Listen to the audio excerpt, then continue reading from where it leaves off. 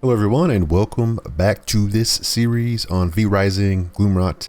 In this episode we're going to get started off by going for Meredith.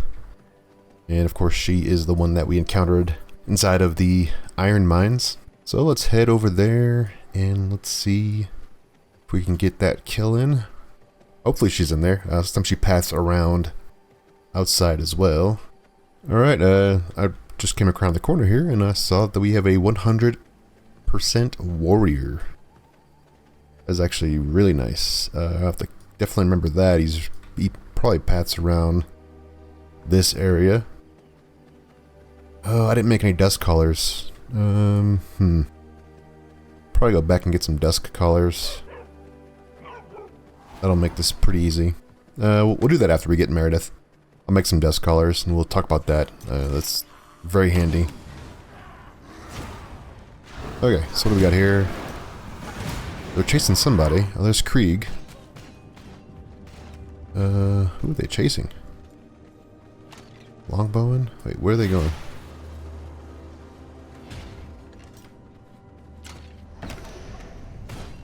Okay. Killed her. There's another longbowing. Is this... Alright, there she is. She is... Yeah, she's engaged in combat right now. Gotta kill these guys. These guys are so annoying. Alright, so I'm gonna kill these guys. And I'll just engage her so she knows I'm gonna fight her. Okay, so pretty much she does a stunning shot as her attack. And she does an emote before that.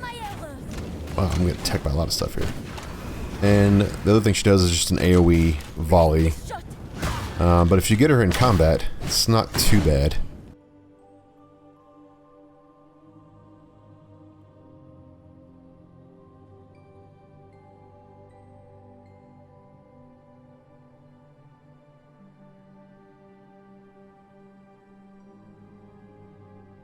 Okay, that was kind of anticlimactic. We did get her down. It's just that easy sometimes. You just come in here, and if she's engaged in combat, you can take her down. If she's fighting Krieg, you get to probably kill Krieg first. Then kill her after that. Oh yeah, that's Meredith. We got some good stuff here. What do we get? A merciless crossbow. Okay, so Meredith. Actually, let me butt the way here. Get attacked. Alright, Meredith. This gives us the Holy Resistance Potion. This is required to fight other bosses in this area. We also get the Veil of Storms, which is a dash storm spell. But yeah, so we'll have to go and make some of these potions, because we'll definitely need them, at least for 2 bosses here. And then some other bosses in other zones. I might have to grab some iron, actually, just because I'm getting really low. And I kind of want to make some weapons for some of the servants. So I'll grab some iron, and I'll go make some dust collars. Alright, here we are back at the base, and in order to make the dust collars, you need to go to the alchemy table. And those are just Scourge Stones and Hell's Clarion. So you get 5 per. And I usually make 10. I think it stacks in 10, if I'm not mistaken. So what you also need to do is make sure that you have some space inside of your jails, so your prison cells. So if you might have to make some more prison cells, or just clear out the ones you have. So what I'll probably do is I'll probably make a couple more prison cells, so that whenever I go and get some people, I can just send them back here. And what we'll do is I'll just go and find that guy. No, it stacks in 5. Okay, well 5 is good enough. I mean, that's definitely more than enough, and you don't want to burn too many of your Scourge Stones. You're gonna need them for later on. Okay, so what I'll probably do is head out and find that guy, and then we'll demonstrate the dust collars. Alright, I am back, and I could not find that guy. I don't know where he is. He must have either went to a city that I didn't have resistances for, or he just died fighting something else. So I went everywhere. I went all the way up in here, just looking for somebody that's not a rogue. I found so many rogues Found an 89 rogue that I got the blood from. I found so many rogues with high level. I need a brute or a warrior. In the meantime, I do have this scholar here. And I've seen this scholar a couple times.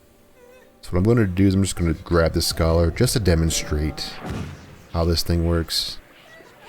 So you can just throw it on there and it'll slowly siphon their life too. And then once you get them, you just pop this. And it does a casting animation. And there you go. You've now taken the one that you've captured and it sends them right to the nearest base. So yeah, that's pretty much how that works. Those collars are really nice. I usually keep several on me. Because if you're like up here, you definitely don't want to run somebody all the way back to your base. It would just take way too long.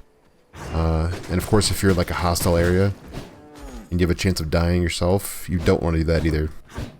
Alright, now that that's out the way, I am going to... Let's see if we can try to find a boss that doesn't require resistances. Alright, so I know there is Jade. She travels around. She also gives us the pistols too. So we can track the blood of Jade and see where she is. Don't have a ton of time right now. But we can just see where she is and then she's very far away, it says. Grab the horse. I had to find a horse because it was really hard to travel around and find the person I was looking for.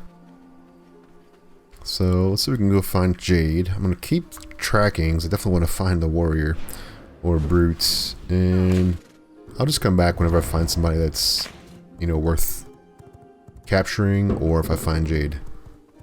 Alright, we're back. We had plenty of time to go find her. She is right over here.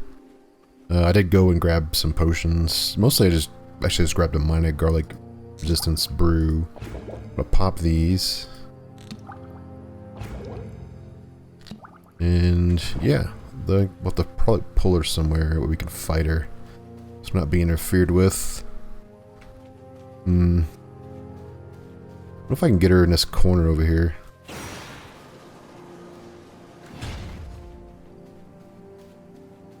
Yeah, I'll try to pull it down this way. Ooh, that's even better. No, it's like an open field. So yeah, this is Jade. She does a lot of jumping around. She uses pistols. Her pistols do silence. I'll probably fight these guys. And yeah, she does a stun attack. Another thing she does that's really annoying is she will just do like random shots that'll just do so much damage. Like she'll just do a flurry of shots. She does emote quite a bit, so she'll like talk before she does a lot of these things.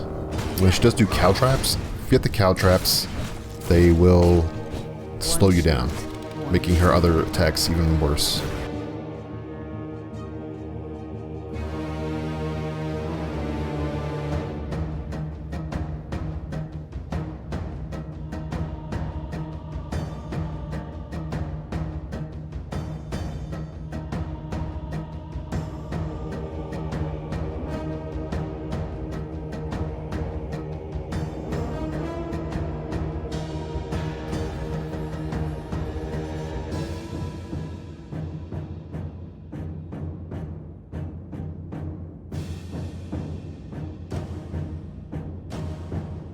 And that's the fight. Not too difficult.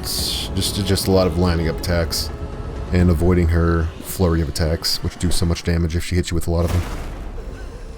Alright, what did we get? Ooh, I think we got us a rare item. Let's see. Ah, we did. We get a shattered item. Ooh, and it's, look at that. It's a Reaper, so nice. It does weapon attack speed. Weapon critical strike damage. So this is the new system where if you kill high level bosses, I think 50 plus, then you're able to make these shattered weapons. They requires an ancestral forge, which is you get from a boss. And these weapons are better than the iron weapons, so they're kind of like bridge the gap between iron and then the final tier of stuff that you get from the next area, which I believe is like dark silver. So they have a infusion. So this one's storm infused. It'd be great if this was like, you know, corrupted infused, or even like, you know, blood infused. Those would be two good ones for me. So maybe I'll find a new one, but this one right here is still fits the bill. Like I still want a Reaper to use as my main weapon. And I also think it's gonna be worth building if I can't find anything that has a better infusion, because the bonuses are great. Look at this. This is a 97 Scholar. Oof. Alright, we just got a Scholar, but you know what? I think I'm just get the Scholar too. I didn't put the other Scholar, I put it into a coffin. So we have a free slot now. Let's see. Alright, let's just grab this one. Let's make sure we get the right one.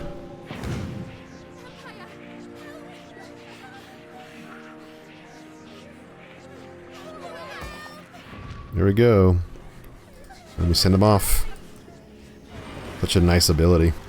Alright, we did unlock the pistols, so we can make the upgraded pistols. We also unlocked Chaos Barrage, which is another ultimate. So this is an ultimate where it shoots out 4 orbs, and they just constantly hit the target. It's hard to aim sometimes, especially if your target's moving quite a bit. You have to line up all 4 of them, but it does do quite a bit of damage. And it's definitely worth using if you... It's probably better than what I have now. So I'll probably equip that one. Alright, let's equip that one. And we'll have... yeah, I'll show it to you. Yeah, I've got AoE damage too.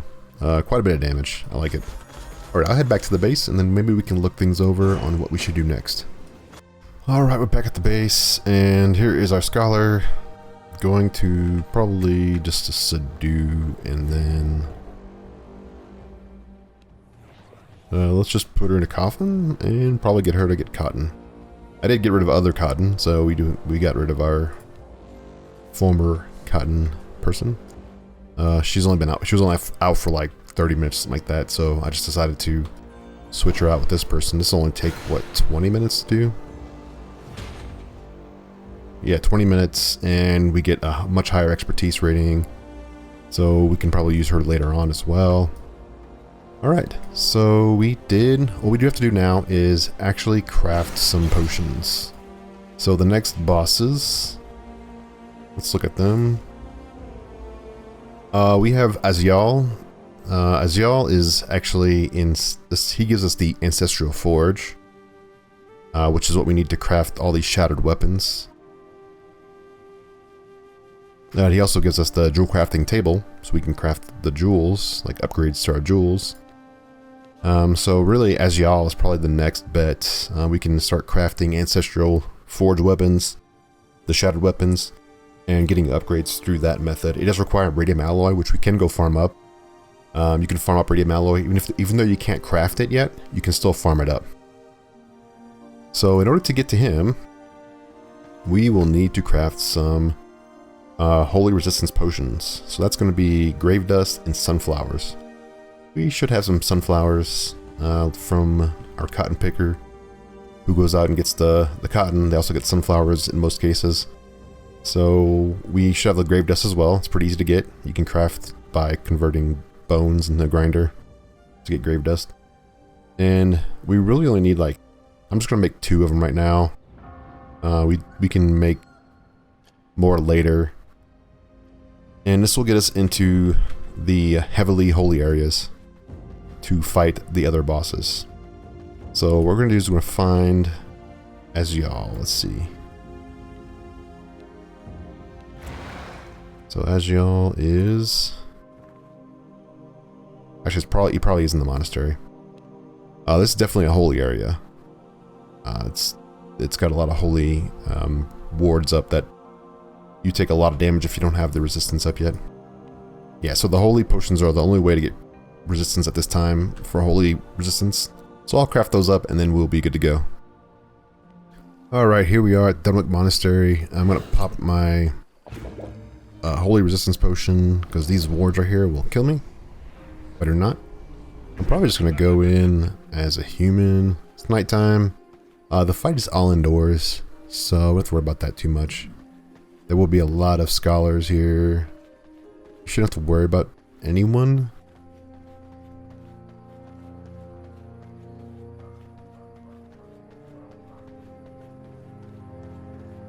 But if you do plan on fighting in here, there are these priests that will pretty much heal people around them, and they do a lot of damage. What is this? 100 rogue. Well, you know what? These nuns right here, they do so much damage. They heal up everybody around them. So you definitely want to focus on them first. Can I close this door? No. Alright, so now that we're in here, we'll have to probably focus these guys down.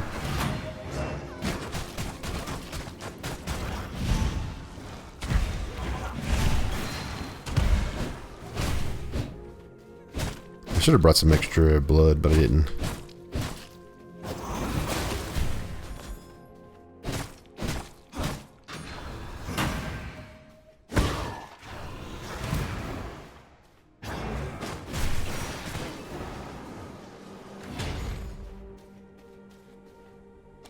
Okay, I also would recommend killing these people in here. It's unfortunate, but you kind of have to.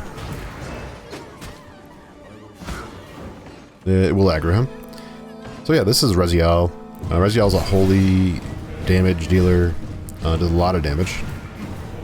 So we should have some buffs up still. Yeah, we do. Yeah, so he does a lot of damage. She does these little light wells that if you don't break them, they will stun you and kind of trap you, which leads up to his other attacks, which are all holy damage attacks that just do so much extra damage. Probably one of the hardest bosses in this area, in this zone. So we will do a beam of light also. That's another one of his big abilities.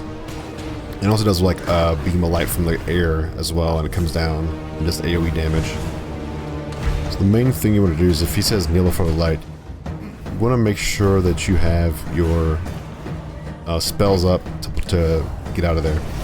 All these things combined makes him pretty tough, especially if you're not using minions. If you're by yourself and you're not using minions, you can definitely get overwhelmed with a lot of damage that he does.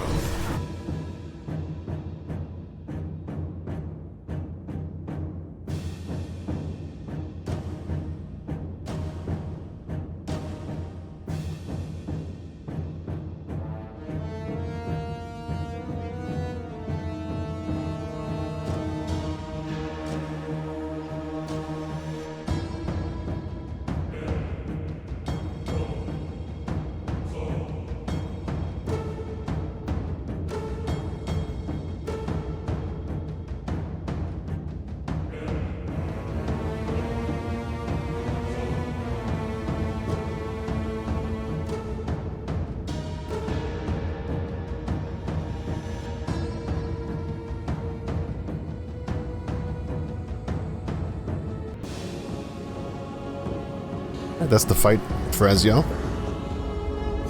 It definitely is difficult if you're not at his level.